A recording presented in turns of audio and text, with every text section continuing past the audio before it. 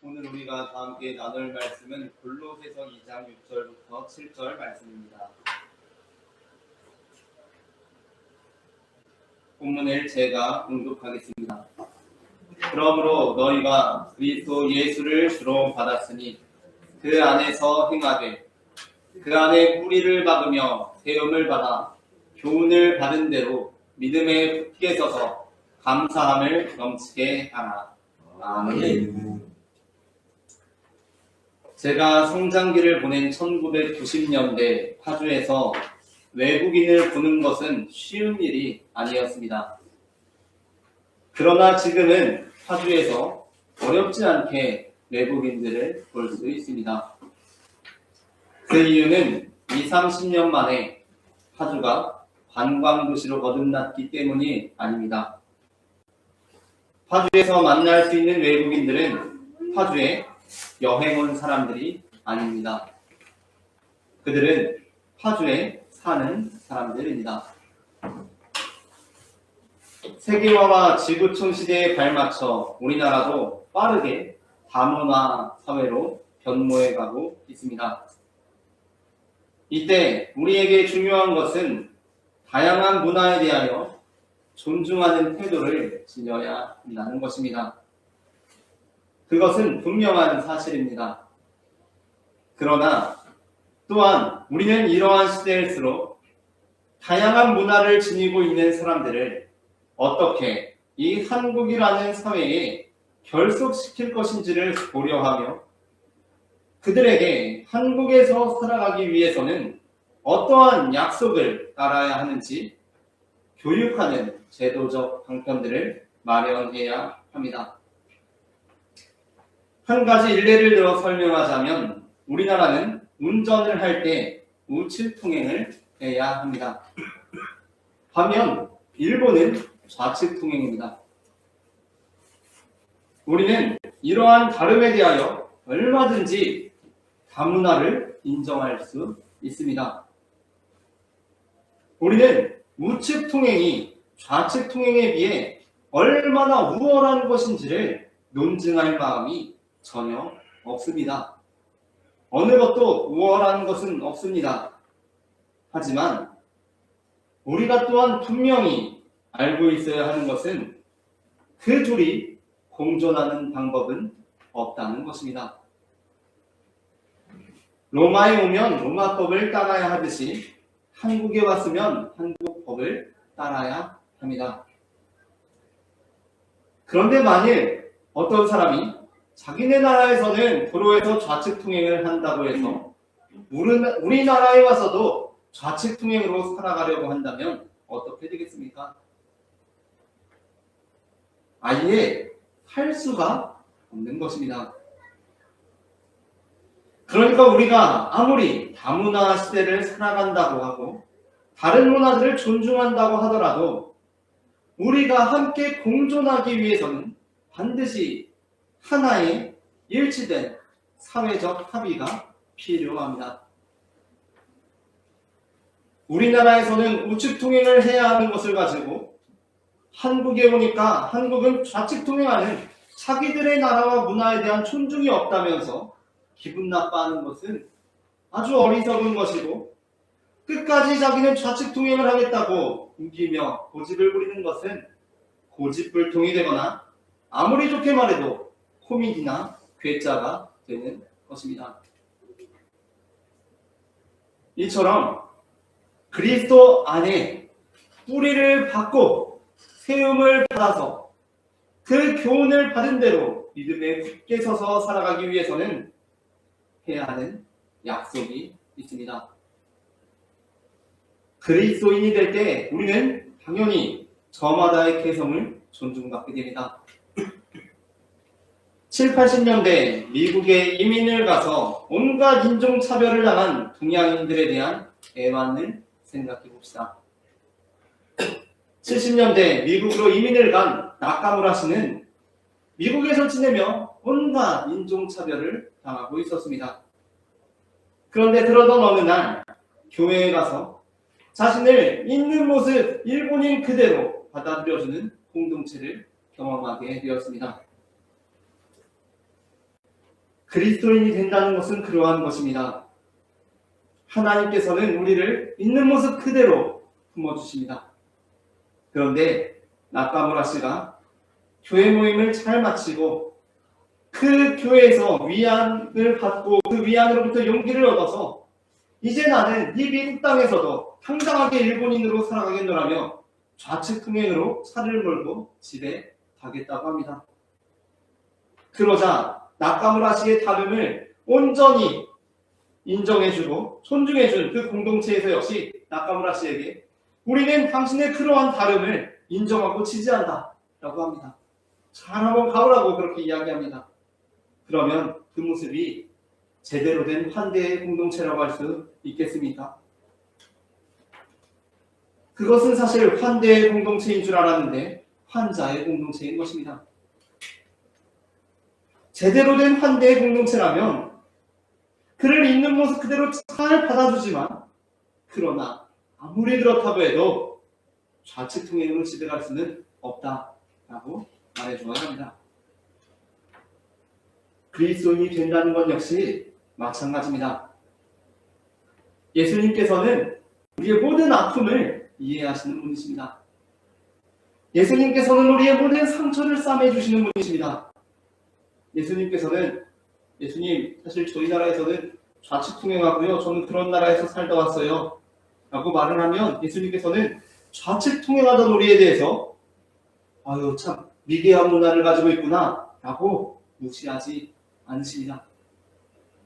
그러나 우리가 맞죠 예수님? 그럼 우리 그냥 예수님 믿으면서도 계속 좌측통행하면서 살겠습니다. 라고 하면 그럼에도 불구하고 그것은 그럴 수 없는 것이다. 라고 말씀하십니다. 우리가 예수님 밖에 있다면 우리는 세상 사람들처럼 세상 방식대로 살아도 됩니다. 문제 없습니다. 그러나 예수님 안에 있다면 우리는 예수님께서 우리에게 부여하신 생명의 법에 따라 살아야 합니다. 그렇지 않겠다고 하면 살 수가 없습니다. 오늘 우리는 그리스도 안에서 행하되 라는 제목의 말씀을 나눕니다. 말씀의 제목을 제가 먼저 읽으면 따라 읽으시면서 두 번 읽어보겠습니다. 그리스도 안에서 행하되 그리스도 안에서 행하되 그리스도 안에서 행하되 그리스도 안에서 행하되 전해지는 말씀을 통하여서 우리가 그리스도 안에서 반드시 행해야 하는 것들을 알게 되고 그 뜻 안에서 행함으로 온전한 생명을 누리는 성도가 되기를 소망합니다. 아멘. 그렇다면 우리가 그리스도 안에서 행해야 하는 삶, 약속된 삶이란 어떠한 삶입니까? 먼저 첫째 함께 읽겠습니다. 첫째, 감사함을 넘치게 하는 삶입니다. 골로새서 2장 6절부터 7절 말씀을 제가 봉독하겠습니다. 그러므로 너희가 그리스도 예수를 주로 받았으니 그 안에서 행하되 그 안에 뿌리를 박으며 세움을 받아 교훈을 받은 대로 믿음에 굳게 서서 감사함을 넘치게 하라. 아멘. 바울은 골로새서 2장 6절부터 19절에서 그리스도가 어떠한 분이신지를 중점적으로 다룹니다. 그러면서 함께 그리스도인이 어떠한 삶을 살아가야 하는 사람들인지 말씀합니다. 그중 처음 나오는 것이 감사하는 사람입니다. 이는 결코 가볍게 볼 것이 아닌데 이어지는 2장 20절부터 3장 17절까지 해서 바울은 본격적으로 그리스도인들은 어떠한 사람들인지를 다루면서 감사를 유난히 강조하고 있기 때문입니다. 15절부터 17절을 제가 봉독하겠습니다. 그리스도의 평강이 너희 마음을 주장하게 하라. 너희는 평강을 위하여 한 몸으로 부르심을 받았나니 너희는 또한 감사하는 자가 되라. 그리스도의 말씀이 너희 속에 풍성히 거하여 모든 지혜로 피차 가르치며 권면하고 시와 찬송과 신령한 노래를 부르며 감사하는 마음으로 하나님을 찬양하고 또 무엇을 하든지 말에나 일에나 다 주 예수의 이름으로 하고 그를 힘입어 하나님 아버지께 감사하라. 아멘. 이어지는 골로새서 3장은 18절부터 아내들과 남편들의 관계, 자녀들과 아비들의 관계, 그리고 종들과 성전들의 관계를 다루는 대로 나아갑니다. 주제가 좀 달라집니다. 그러니까 우리가 방금 읽은 3장 17절까지는 뒤에 앞선 내용이 일단락되고 있는 부분입니다. 그리스도인들은 어떠한 사람들인가 일단락됩니다. 그곳에서 반복적으로 강조되고 있는 결론이 무엇입니까? 바로 감사입니다. 대부분의 그리스도인들은 감사가 중요하다는 것을 이미 잘 알고 있습니다. 우리는 매우 유명한 말씀인 데살로니가전서 5장 16절부터 18절 말씀, 항상 기뻐하라, 쉬지 말고 기도하라, 범사에 감사하라. 이것이 그리스도 예수 안에서 너희를 향하신 하나님의 뜻이니라. 라는 본문을 수도 없이 들었고 거의 외우고 있습니다. 그러나 또 한편으로 대부분의 그리스도인들은 감사가 우리가 생각하는 것보다 훨씬 중요하다는 것을 간과하고 있습니다. 예를 들어 우리는 살인을 어마어마한 범죄라고 생각합니다. 간음을 큰 죄라고 생각합니다. 정말 그런 죄를 지은 사람들은 돌로 쳐 죽여도 마땅하다라고 생각할 때도 가끔 있습니다. 그러나 불평하고 원망하는 것은 어떻습니까?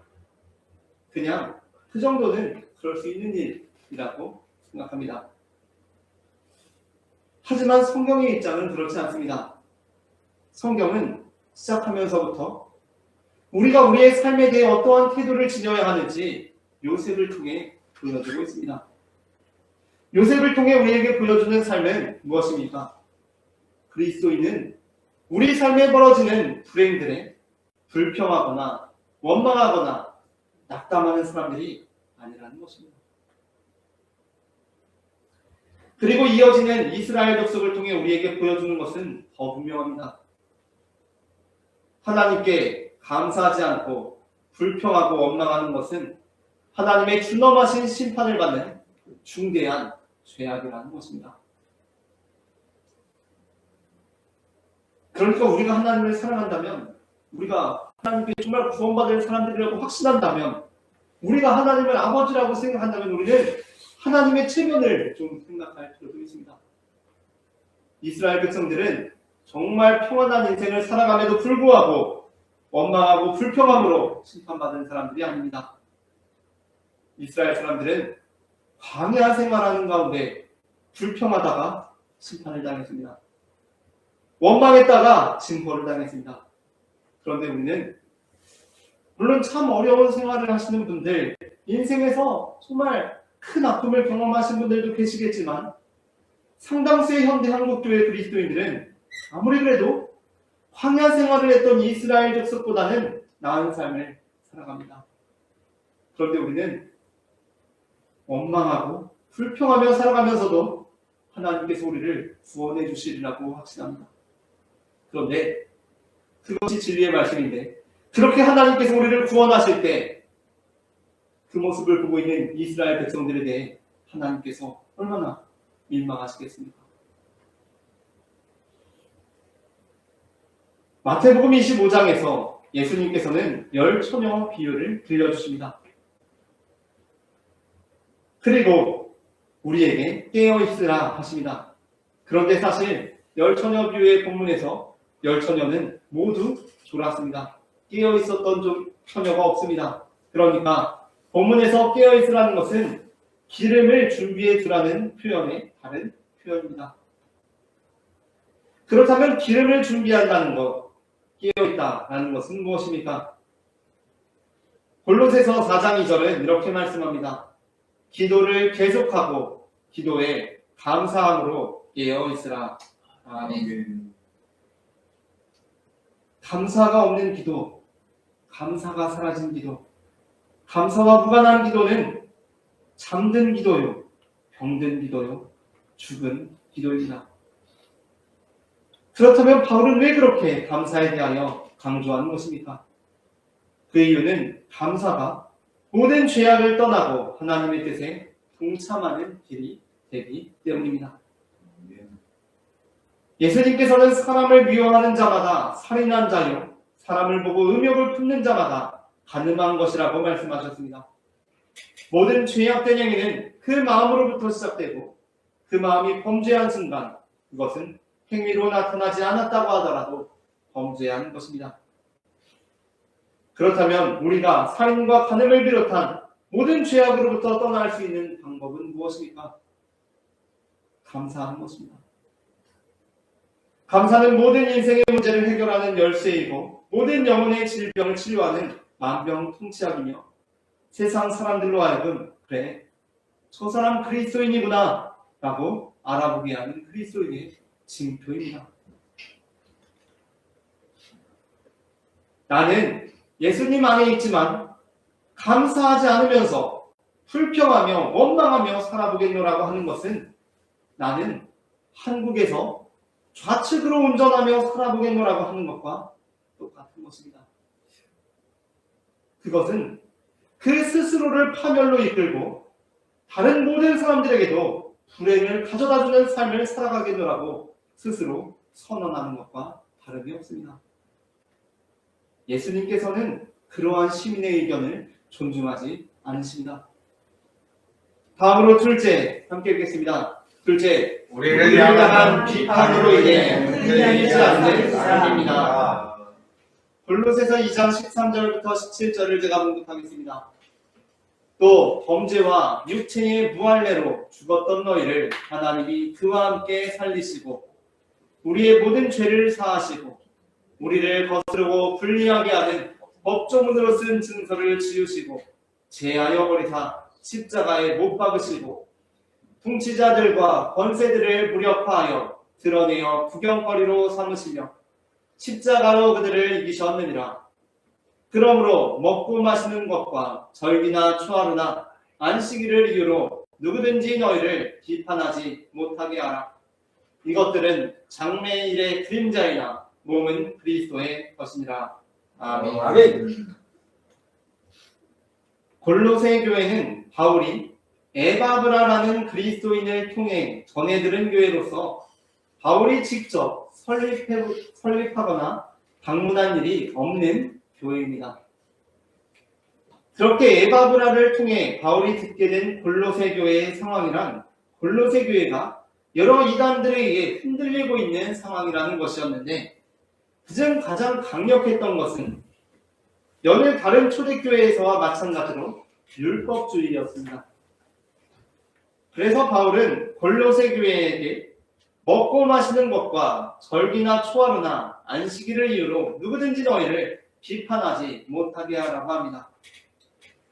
여기서 비판하지 못하게 하라는 것은 적극적으로 나서서 그들이 정말 비판하지 못하게 손을 쓰라는 것이 아니라 그러한 비판에 요동하지 말라는 것입니다. 언젠가 믿기 어려운 심리학 실험에 관한 내용을 들은 적이 있습니다. 제가 대학 다닐 때 심리학 수업에서 들었던 실험인 것 같은데 정말 지금 다시 생각해도 믿기 어려운 그러한 내용이었습니다. 그러니까 이 심리학 실험은 한 유명한 대학의 공과대학교에서 이렇게 학생들을 모아두고 우리 일반인들이 생각할 때에는 2 더하기 4와 같은, 그러니까 공대생들이라면 기본적으로 누구나 풀 수 있는 아주 쉬운 수준의 문제를 교수님께서 내줍니다. 그러고는 교수님께서 한 사람씩 이렇게 대답을 하게 하는데 그 실험 대상자 한 사람을 제외하고 앞서 모집된 20여 명의 연기자들이 다 그 2 더하기 4와 같은 수준의 문제에 8로 대답을 하게끔 한 것입니다. 그렇게 하면 실험 대상자 중에 꽤 많은 사람들이 정말 공대생이라면 누구나 쉬운, 우리가 볼 때는 2 더하기 4 같은 수준의 문제를 그 문제의 답이 6인 것을 알고 있으면서도 혹시 모른다는 마음에 8로 대답하는 사람들이 엄청나게 많다는 것입니다.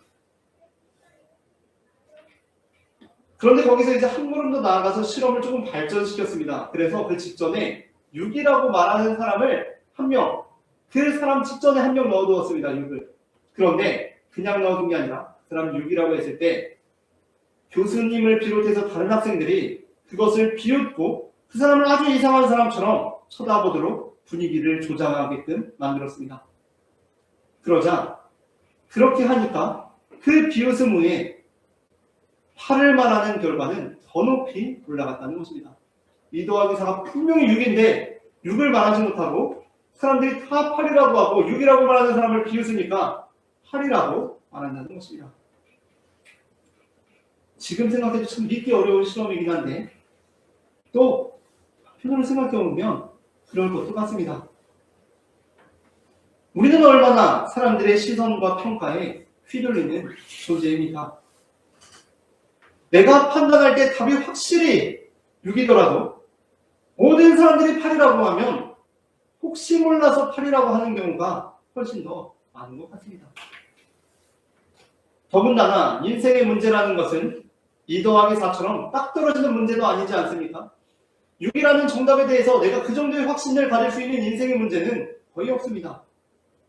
그러니까 내가 생각하는 답에 대해서 2 더하기 4는 6처럼 100%에 가까운 확실한 답을 주게 되는 경우는 거의 없습니다. 그래서 인생에서는 다른 사람들의 평판과 비판에 흔들리기가 더 쉽다는 것입니다. 나름 좋은 대학교에 입학했다고 생각하고 있던 아이를 한순간에 무너지게 만드는 것은 생각보다 쉬운 일입니다. 걔보다 더 좋은 대학에 간 동창생들이 누구인지를 한 명 한 명 알려주다 보면 그 아이가 울며 잠들게 하거나 화가 나서 미쳐 날뛰게 할 수가 있는 것입니다. 20살 꽃다운 나이에 남편이 그렇게 좋다고 남자친구가 그렇게 좋다고 결혼한 춘향이가 결혼하고 이제 1, 2년이 지나서 오랜만에 초등학교 동창회에 다녀왔습니다. 그런데 남편 몽룡이가 딱 보니까 동창회에 다녀온 아내들이 대체로 그렇듯이 아내의 기분이 썩 좋아 보이지가 않았습니다. 그래서 왜 그런지 해서 이렇게 저렇게 부슬리다가 저녁을 다 마시고 이제 차를 마시면서 왜 그러냐고, 아니 친구들 다 뭐 외제차 있고 명품백 있는데 당신만 없어서 그러느냐고 직접 물어보았습니다. 그러자 춘향이가 외제차에도 고개를 젓고 명품백에도 고개를 젓더니 이렇게 말했습니다. 아니 그게 아니고 그런 게 없는 게 아니고 나만 남편 있다고. 여러분 참 어이가 없지 않습니까? 아니 그렇게 죽고 못 살겠다던 남자친구 남편 아닙니까? 그런데 싱글로 재밌게 살고 있는 애들 몇 명만 만나면 이 남편이 왼수가 되는 것입니다. 물론 우리는 좋은 비판에 대해서 열려있고 그것들을 잘 수용할 수 있어야 합니다. 그러나 우리를 흔드는 비판에 대해서 우리는 흔들리지 않을 수 있어야 합니다. 정말 안타까운 것은 지금 충분히 잘하고 있는데 주변 사람들의 말들에 휘둘려서 스스로 망가지고 마는 것입니다. 골로새 교인들은 예수님 한 분만이라면 충분하다는 것을 알고 있었습니다. 그런데 이단들이 와서 안식일도 중요하다고 합니다. 우리 안에 어떠한 비판에도 흔들리지 않겠다는 편안한 의지가 없다면 안식일도 중요해 라는 사람 1명 만나고 2명 만나고 3명 만나다 보면 그 얘기 한 번 듣고 2번 듣고 3번 듣다 보면 안식일을 지켜야겠다라고 생각하게 되는 것입니다. 그렇다면 우리는 어떻게 해야 합니까? 어떠한 비판에도 흔들리지 않겠다라고 생각해야 합니다. 생각해보면 예수님께서도 많은 비판을 받으셨습니다. 그런데 그럴 때마다 예수님께서 그래 그들의 생각도 옳을 수 있다 라고 하셨습니까? 그렇지 않습니다. 예수님께서는 그들의 비판이 잘못되었다 라고 단호하게 말씀하셨습니다. 흔들리지 않으셨습니다. 왜냐하면 그 비판이 하늘아버지의 생명의 법에 대한 것이었기 때문이었습니다. 마지막으로 셋째 함께 읽겠습니다. 셋째, 우리를 향한 정죄에 연연하지 않는 삶입니다. 골로새서 2장 18절부터 19절입니다. 제가 봉독하겠습니다. 아무도 꾸며낸 겸손과 선사 숭배를 이유로 너희를 정죄하지 못하게 하라. 그가 그 본 것에 의지하여 그 육신의 생각을 따라 헛되이 과장하고 머리를 붙들지 아니하는지라. 온몸이 머리로 말미암아 마디와 힘줄로 공급함을 받고 연합하여 하나님이 잘하게 하심으로 잘하느니라. 아멘. 앞서 우리는 그리스도인은 우리를 향한 비판으로 인해 흔들리지 않는 삶을 살아간다고 했습니다. 여기서의 비판은 우리가 하나님을 사랑한다면 이런 것도 저런 것도 해야 하지 않겠느냐 하는 비판입니다. 사탄은 그러한 방식으로 하나님과 우리의 사이를 갈라놓습니다. 그리고 18절부터 19절에는 두 번째 방식이 나옵니다. 그것은 꾸며낸 겸손과 선사 숭배를 이유로 우리를 정죄하는 것입니다. 여기서의 정죄는 우리가 하나님을 사랑한다면 하나님을 사랑해서는 안 된다라는 논리와 방식으로 우리를 무너뜨리는 것입니다. 어느 날 향단이하고 사귀고 있는 길동이를 향단이 어머님이 불러내셨습니다. 그리고 정말 향단이를 사랑한다면 이런 것도 해주고 저런 것도 해줄 수 있는데 해줘야 하는데 해줄 수 있느냐라고 물어봤습니다. 그리고 그런 것을 해주지 않는다면 향단이를 사랑하지 않는 것이라고 했습니다. 아니 그런 게 어디 있습니까? 사랑하면 사랑하는 것이 꼭 뭐 사랑하니까 뭘 해줘야 되고 이런 것은 없습니다. 하지만 그 얘기를 들으니 꼭 그렇게 하지 않으면 내 사랑이 진실되지 않은 것처럼 느껴져서 길동이가 참 애를 썼습니다. 사탄은 우리를 그렇게 무너뜨립니다. 그렇게 우리의 무력함과 한계를 느끼게 하는 것입니다. 그리고 그렇게 힘들어하고 있을 때 결정적인 순간 향단이 어머님이 날리는 카운터 펀치가 있습니다. 그것은 향단이를 정말 사랑하면 향단이를 놓아주라는 것입니다.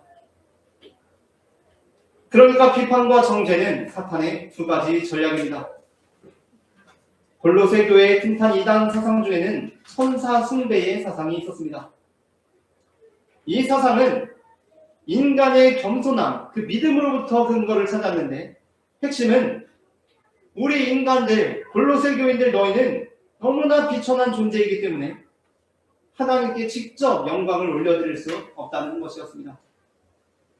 따라서 하나님께서 천사들을 통해서 우리에게 말씀하시듯이 우리도 하나님께 천사들을 통해 영광을 올려드려야 한다는 것이었습니다.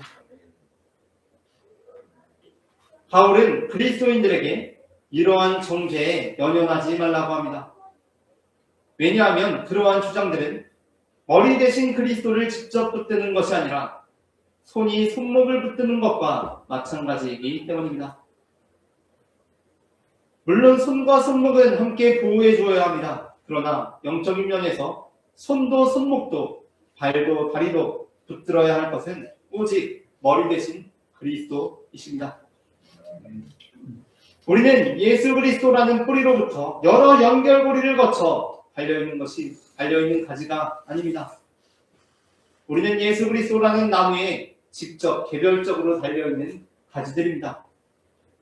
따라서 히브리서 4장 14절부터 16절은 이렇게 말씀합니다. 그러므로 우리에게 큰 대제사장이 계시니 승천하시니 곧 하나님의 아들 예수시라. 우리가 믿는 도리를 굳게 잡을지어다. 우리에게 있는 대제사장은 우리의 연약함을 동정하지 못하시리가 아니요 모든 일에 우리와 똑같이 시험을 받으시니로되 죄는 없으시니라. 그러므로 우리는 긍휼하심을 받고 때를 따라 돕는 은혜를 얻기 위하여 은혜의 보좌 앞에 담대히 나아갈 것이니라. 아멘. 사탄은 우리가 하나님을 사랑한다면 이것도 해야 되고 저것도 해야 된다고 합니다. 그렇게 우리를 비판합니다. 그러나 하나님께서는 우리에게 그러한 비판에 흔들리지 말고 그저 감사하라고 하십니다.